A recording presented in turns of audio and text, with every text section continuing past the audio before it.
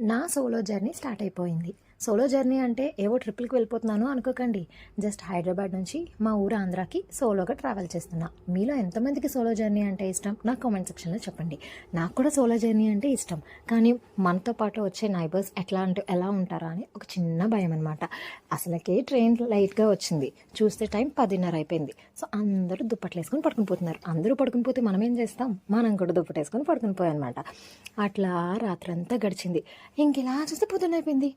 కళ్ళు తెరిచి విండో దగ్గర చూసేటప్పటికి ఇలా కొండల ముందు క్రికెట్ ఆడుతున్న పిల్లలు. ఏవో చిన్ననాటి జ్ఞాపకాలండి. అలా ఒక్కొక్క స్టేషన్ దాటుతూ వచ్చేసాం.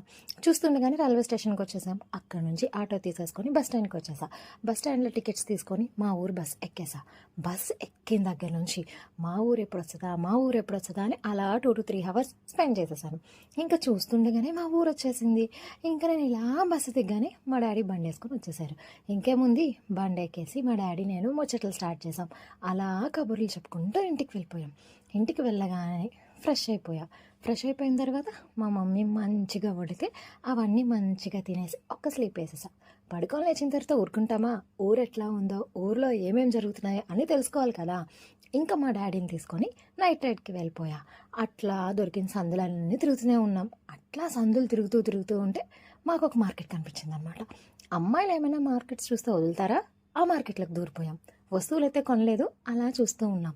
అలా చూస్తూ ఉంటే మిరపకాయ బజ్జీ, అరటికాయల బజ్జీలు వేసే బండి కనిపించింది. ఇంకా వదులుతామా? అవైతే గట్టిగా లాగించేసాం. ఇంకా ఇంటికి వెళ్ళిపోయాక మళ్ళీ తినేసి హ్యాపీగా పడుకుని పోయా. ఇది నా ఫస్ట్